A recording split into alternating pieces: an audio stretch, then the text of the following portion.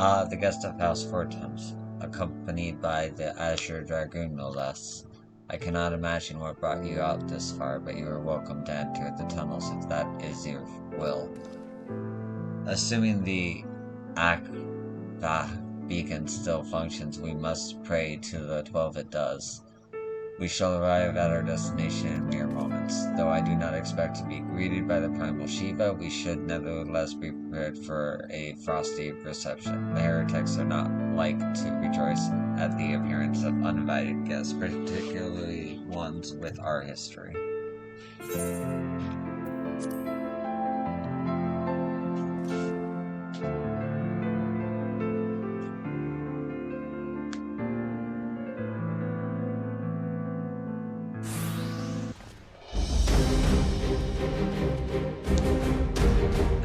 Structure. I wonder how many ages it has occurred.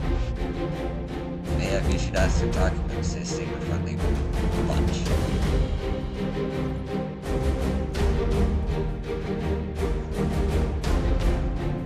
Dogs of Ishgard. Is it not enough that you banished our beloved saint? Will you not be satisfied until the ice is slick with the last drops of our blood? Stay your weapons. Become a bit flag of parlay. We wish only to speak with your mistress that we might procure a peace. Do you think us fools, boy, will take more than honeyed words to earn our trust? We walk with the dragon slayer. We know all too well what he is capable of. My reputation precedes me. Sigh. They give us a little chance. Come, brothers, may dragon wings bear us to victory.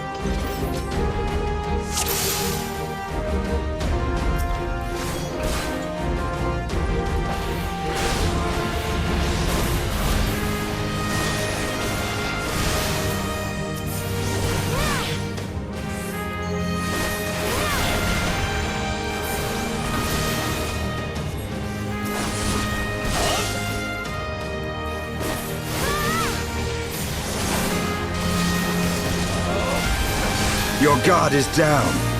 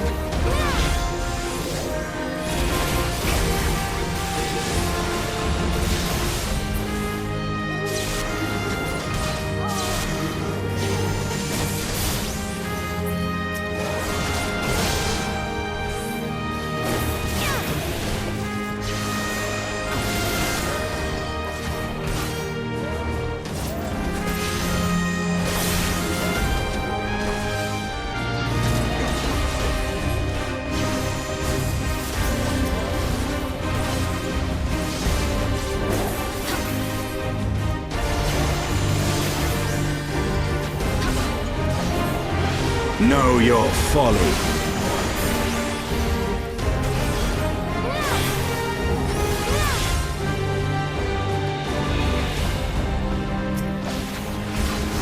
Focus. Release!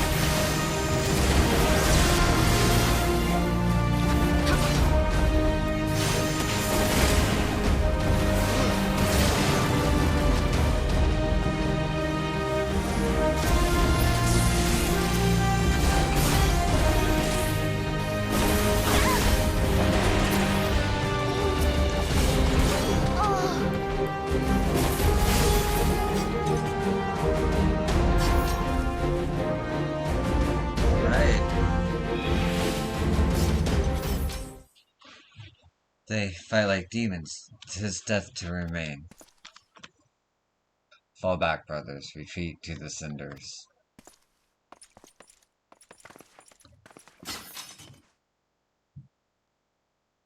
I see no sign of Lady Isaac. Would that we could not have questioned one of them. What would you ask that we do not know already? They make for the cinders, and so must we. Even should an ambush await us, 'tis certain there will be more heretics to question. The cinders, you say? I confess the name is unknown to me. For mayhap you would be so good as to enlighten us, Estinian. I suspect it is the heretic's way of referring to the dreaming dragon, an island of sorts found in the midst of the frozen lake of Ashpol. Some 500 years past, 'tis told that the Azure Dragoon of the age fought a dragon of titanic proportions. After a savage struggle, the mighty creature was weakened up onto the point of death and forced into a magicked slumber by an entire chapter of the Holy Sea's sorcerers. Ere long, a rain of ash and cinders did begin to fall upon the sleeping serpent's motionless form, covering the creatures at length in a shroud of gray. Of course, a thick layer of ice has since formed on top of it, but you may be sure I speak true. A fascinating tale. We should make haste to this ashen isle.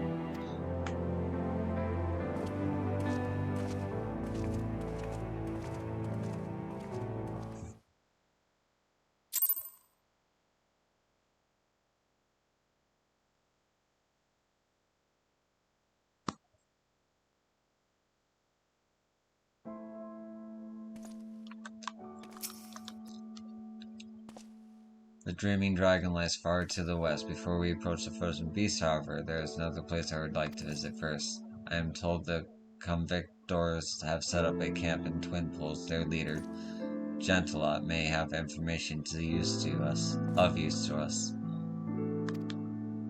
But mayhap you are not familiar with that name either. The convictors are dragon slayers, that very fashion, but I am willing to wager that they encounter their fair share of heretics. If we are indeed walking into a trap, I would learn all there is to know of our foe. A sound suggestion. Let us speak with these convictors, then, and temper our haste with a measure of caution.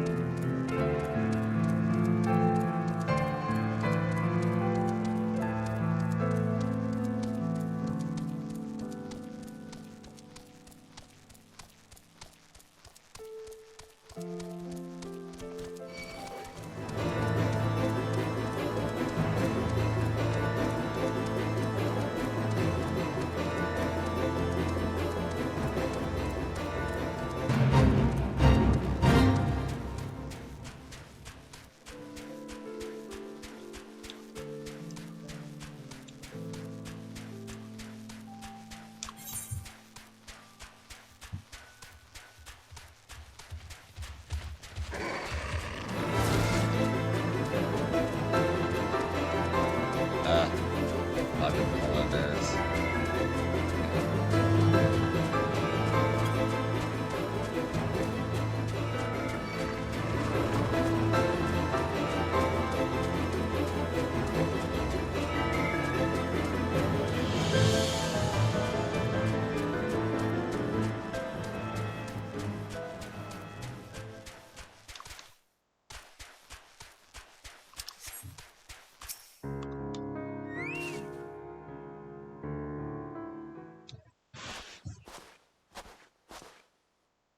Well, what have we here? Hoping to join the esteemed ranks of the convictors, are we?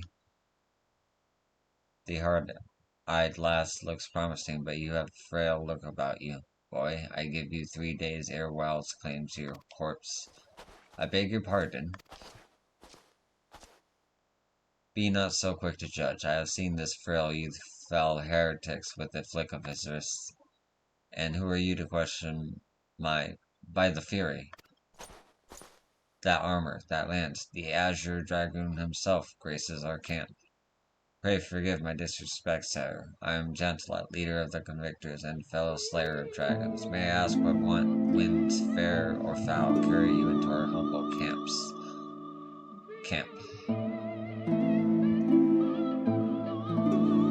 Lady Iceheart, is it? I know her reputation, but I'm afraid I've seen naught of her or her people. That said, my own men can be, somewhat lax when it comes to making reports. You may wish to question them yourselves. Thank you. We shall. Yo, Estidian, let us make our way through the camp and see what information there is to be had.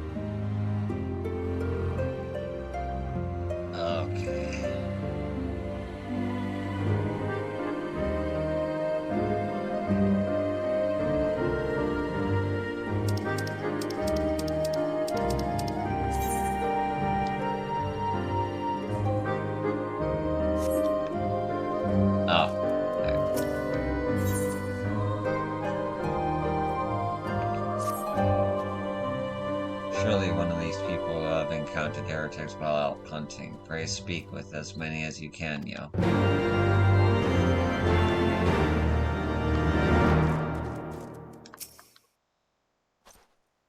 Nay, I know of no heretics. Do you honestly expect me to keep track of every that thing, and that thing that wanders in out of our camp?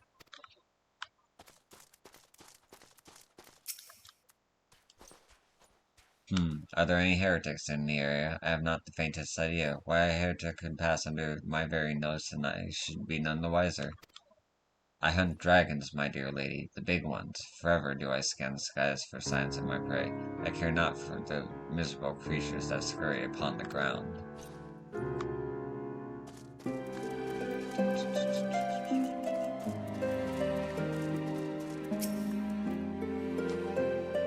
Looking for heretics, you say? Why don't you go and bother Paraquet or someone? I have enough trouble keeping these preening fobs fed and clothed as it is. 'Tis no business of mine what folk do with themselves out there in the wild.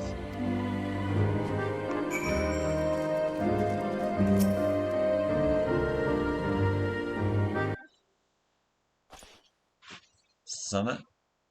I can help you with that, milady. Heretics, is it? Well, I've seen one myself, but that ain't to say I haven't heard a thing. Well, I've never seen one myself, but that ain't to say I haven't heard a thing or two. We would be grateful for any information you can share with us. The gods know where we've gleaned precious little from talking to the rest of these people. If it pleases, my lord, I'm Perquet, a soldier by trade, though not much of one. If I'm honest, if it weren't for the love of stabbing folk that I took up the spear, see? No, it was the order of Sir Gentilot's father. Still, as long as they keep paying me wages, I ain't fussy as to what they have me do. Not everyone's as patient as me, though. Plenty of local lads who get pressed into service start grumbling before they've seen their second battle. And once they've got to thinking how unfair it all is, it don't take much for the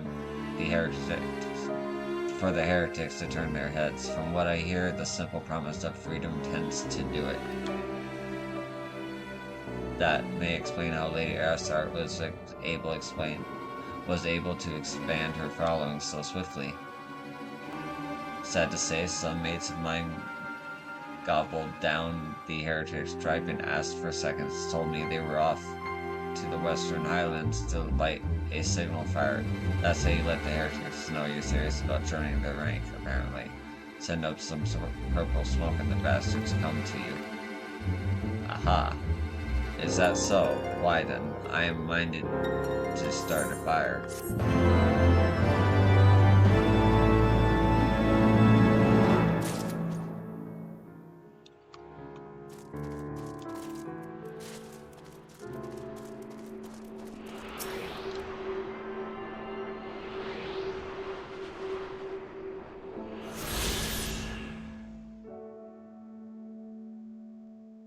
Just test something.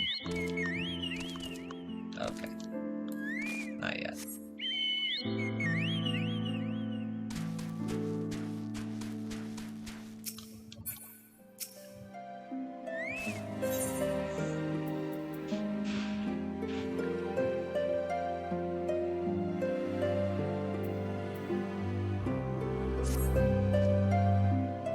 If we are to lure our foes to our position, then we must find a means of producing a signal of purple hue. As it so happens, I once heard a tale of a trapper who dropped the hide of a woolly yak onto his campfire. Aside from the terrible stench, the story also described in detail how the smoke from the smothered flames was tingled in a deep violet. You are a monster hunter of some note, are you not, Yo? It should prove a trifling task for you to prepare a number of hides. We may not need burn more than one ere the heretics notice our beacon. Master Alphinaud, you and I shall gather wood for the fire. Aye, it will take the both of us to find enough dry fuel in this frozen wasteland. Let us meet again at the Dreaming Dragon with the fruits of our labor.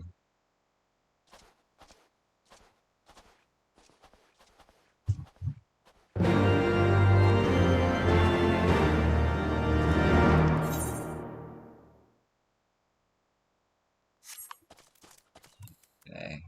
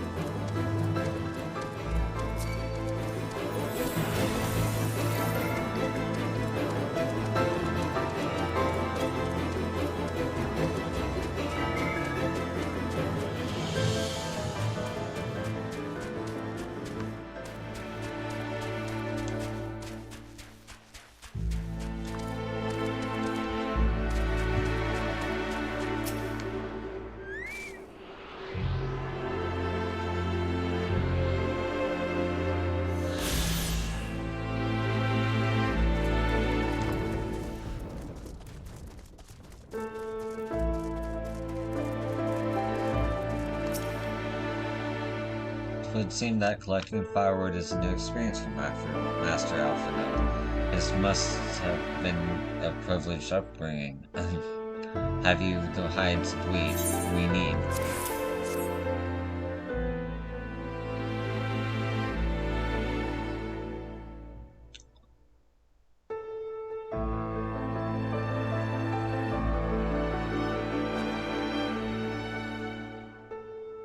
Ah, I should have known it would be you. Yay for voice acting. Ugh.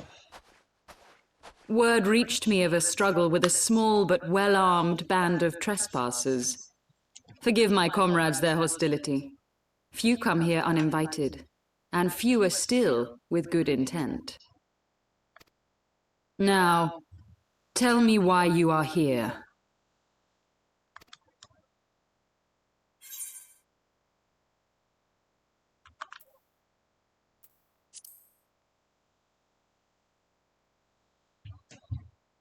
So, you seek to stem the Dravanian tide with talk? A romantic notion. If you but knew the truth, the spark which lit the flames of this animosity, you would understand the futility of your quest. Shall I relate it to you?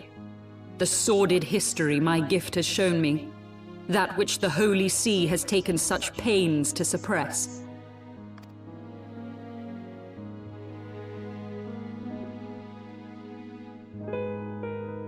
'Twas more than a millennium past when an Elizan tribe first sought to claim the lands of Kurthas as its home. Unfortunately for them, Kurthas was already home to dragonkind, and they were not inclined to make way for the invaders. Thus did a bloody war begin, a war which might well have rumbled on until one or the other side was exterminated, had it not been for the resolve of a single woman. That woman's name was Shiva. While those around her fought and died, she attempted to parley with the dragons, and in so doing discovered them to be possessed of profound intelligence and reason. The great worm, Hraesvelgar, in particular so enchanted Shiva that she found herself growing to love the creature, whom her people considered a monster. In the eyes of a near-immortal dragon, however, the fleeting life of an Elizan is as that of a freshly cut rose. Scarce has the flower bloomed before it begins to fade and wither. Such melancholy musings plagued Hraesvelgar, who had found in Shiva an unexpected and beloved soulmate. He knew that all too soon, death would snatch her away from him. Unable to bear the thought of their separation, the maid bid the worm consume her, that their spirits might be entwined for eternity. Though loath to perform the deed, Hraesvelgr ultimately gave in to her plea, and soon thereafter the tale of their ill-fated love spread throughout the two warring factions. No more could they raise blade or claw against one another, knowing that the souls of their kin were so inextricably bound. In the days that followed, man and dragon learned to live in harmony, and together built a nation unlike any the world had ever known. For 200 years did this blissful age of peace continue, as it would to this day, had vilest envy not stirred in the hearts of the Elezen. It is said that worms owe their longevity to the boundless reserves of vitality found within their eyes. And 'twas in this belief that a traitorous band of knights deceived their allies of some 2 centuries, and took by force that which they coveted.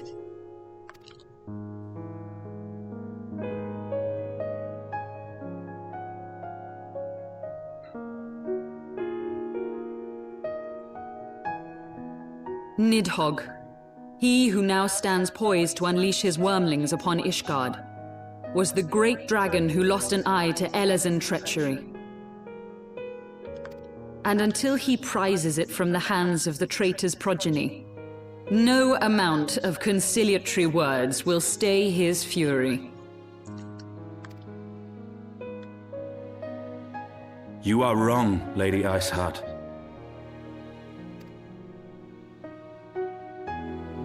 Lest you misunderstand, I do not doubt your vision of the past. 'Tis true that Nidhogg greatly desired to reclaim the Eye.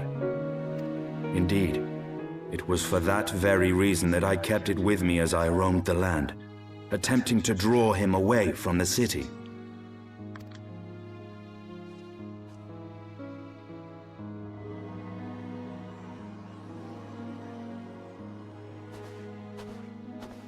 Good gods! Until recently, Nidhogg seemed unable to resist its allure and pursued me relentlessly. Needless to say, that is no longer the case. Now, it would seem, he has fixed his attention on Ishgard itself, though he knows full well the Eye does not reside there.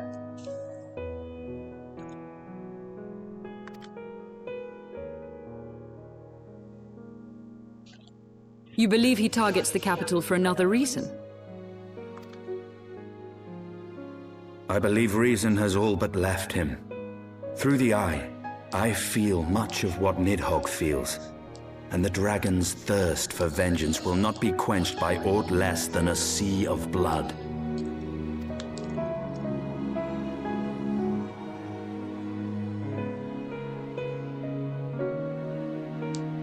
If Nidhogg is indeed lost to reason, might we not seek an audience with Hraesvelgr instead? He has thus far shown no inclination to aid in the invasion of Ishgard, and may yet welcome our efforts to broker a peace. You still believe that a peaceable solution can be found? Very well. I will take you to him.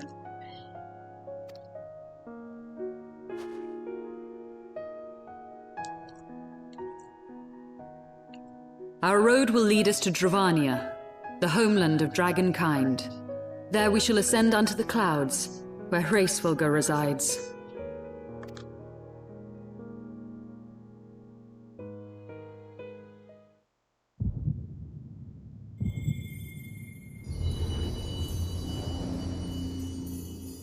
This. Oh. Been here in a while.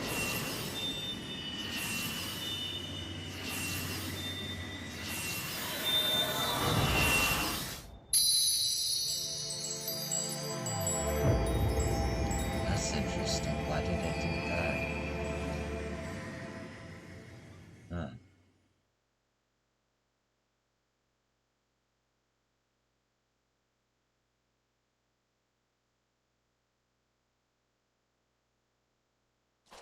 Is aught amiss, my friend? I sense the many battles are beginning to take their toll. Rest a while, and should you lose sight of us, Dravania lies beyond the mountains to the west.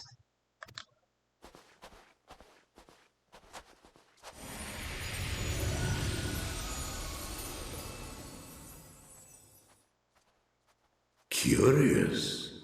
The vestiges of thy mistress's blessing are not as faint as once they were.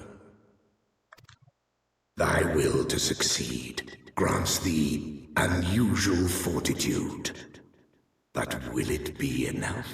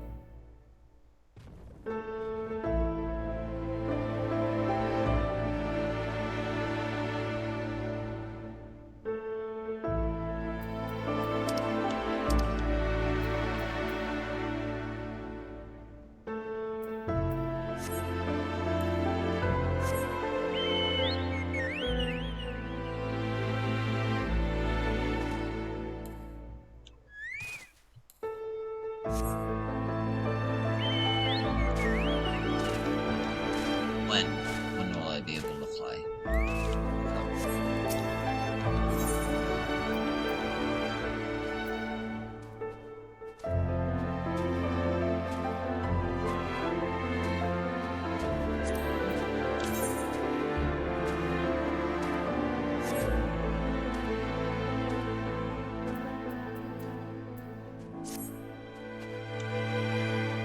You are Yo, yes? Pray address me as Isario, if you wish. 'Tis passing strange, is it not? The fate should bring us together thus. Never did I think I would walk alongside the warrior of light. Our history is full of such unexpected alliances. Shall we make our way into Dravania then? The chill of the western highlands is unrelenting, and I would sooner be under the shearing canopy of the tropical forests.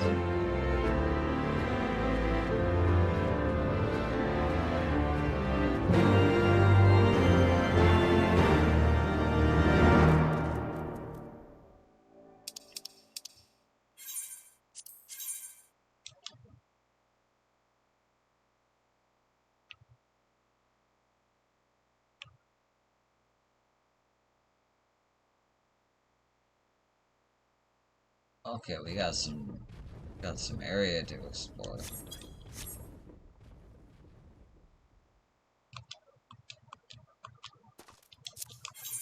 How the hell do I... Oh. That's how.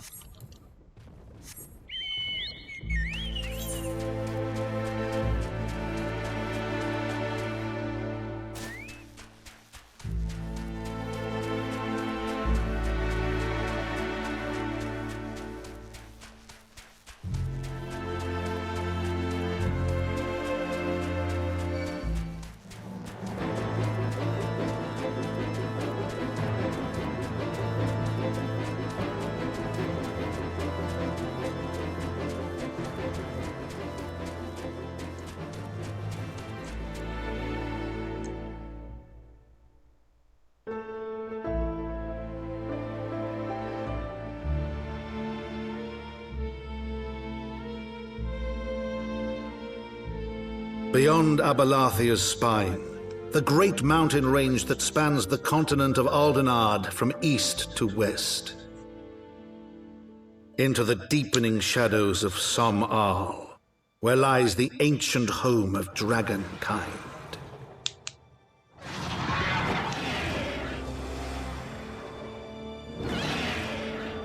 To a land where the soil slithers and the skies seethe with sinuous shapes, they came.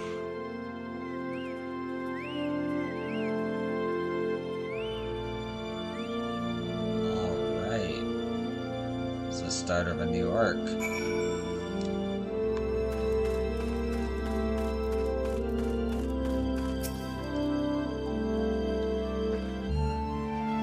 now stand on the threshold of Dravania. The path of some isle will take us far to the west, beyond the embrace of the forest branches.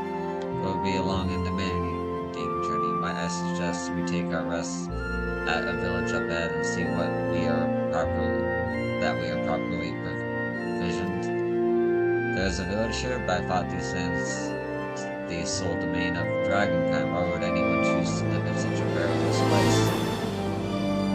The wild chocobos. Tailfeather was built by hunters who make their living capturing and selling the beast. Their leader, Marcham, is an acquaintance of mine. Being a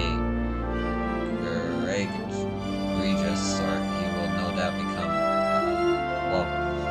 no doubt welcome our arrival, and he will also possess more recent knowledge of the road we seek to travel. I trust there are no objections. Only to this ceaseless chatter. If we are to meet this acquaintance of yours, let us do it before Ishgard burns.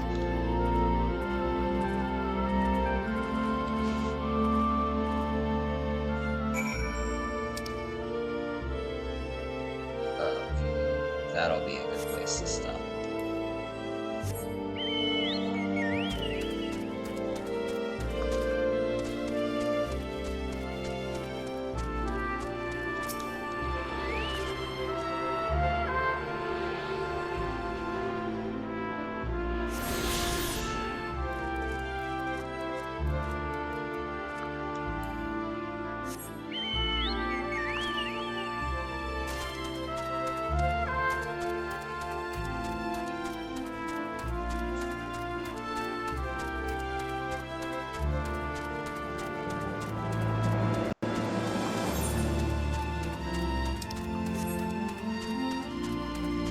Beautiful place.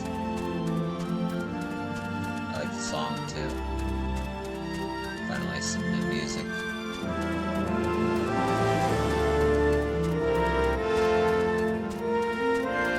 Oh. Tacos.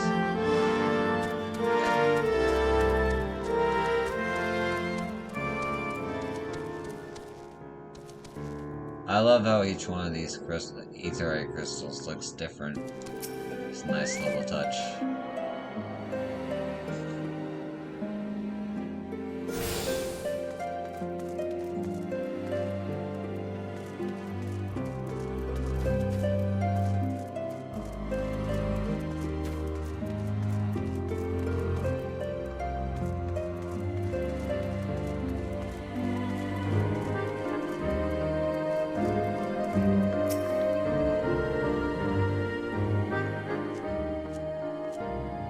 Well, tan my hide and call me Leatherface. We have visitors.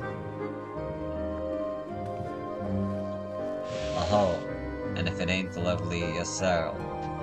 It's been too long, girl. That it has, Marcham. That it has. My companions and I are on a pilgrimage to Salmal. Might we stay in Tailfeather a while and prepare for the next leg of our journey? Of course. Stay as long as you like. In fact, I wouldn't suggest leaving the forest at all. The dragon's been absolutely bleeding murderous of late. Forgive me, sir, but I am not sure I understand. Do the dragons not bother you here in the forest? Bother us? Did Yasel not explain things to you, boy? You've seen them towering colma trees all about, have you? If you were flying above the canopy, you'd barely be able to see the ground. And as you'd expect, the local wildlife's canny enough to stay hidden beneath the leaves, which is why the dragons do their hunting elsewhere and we can do ours in peace. I see. Thank you for the explanation. You're welcome. Now, I know I won't stop Yosel here, but dragons ain't the only things you'll need to keep an eye out for, especially if you're set on heading west.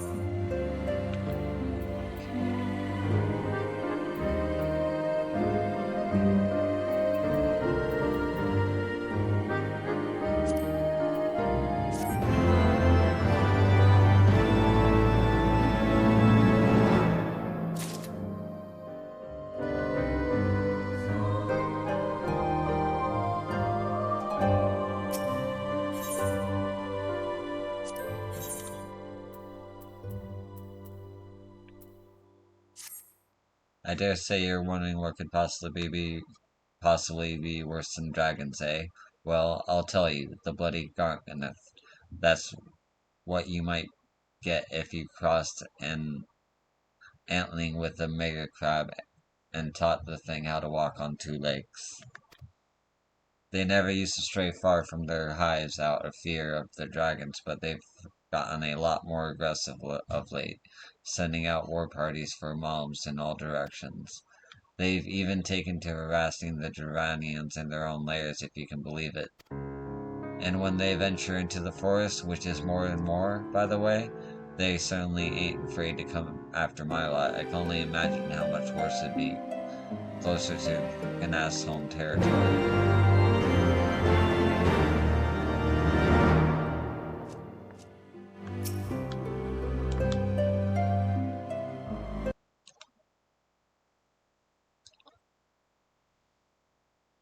It would seem that much has changed in Dravania. The Ganath were not wont to cause such strife when I lived here. You lived here in Dravania? Aye, 'twas in the time following the calamity. My family was dead, my home was gone, and I had fled from the bitter cold into these lands. I knew not the paths of the forest then, and wandered out from under the protection of its burrows. That was when I chanced upon Ffxiv. He had descended from his mountain lair to hunt for food. My exhausted mind could not contend with the sight of the majestic worm, nor the vision of the past his presence visited upon me. Thankfully, Marchamp found my unconscious form at the edge of the trees and nursed me back to health, and in Tailfeather I remained for some time. Hence your familiarity with the locals, but I interrupted you. You were saying the Ganath were once a peaceful people? Peaceful would not be the most fitting description. They are a fiercely territorial tribe, and any who intrude upon their domain are attacked without hesitation or quarter. Outside their borders of their homeland, however, they were rarely hostile. Indeed, we were even able to trade with them on occasion. They have changed then. What of it? We have not the time enough to creep through the underbrush or some roundabout route. I say we make straight for Solomon Al and crush any unruly insect we meet underfoot. A more direct path, then. Very well. Let us follow the trail west out of the forest and make for the statue of the Stained One.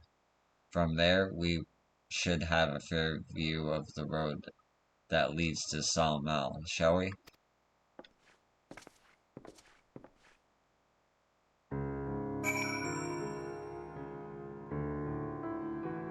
Okay.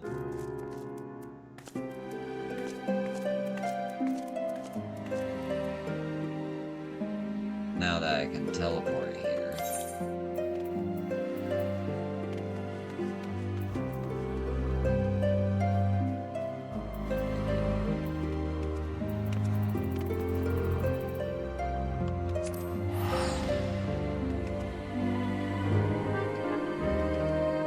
Well, that's probably gonna do it for now.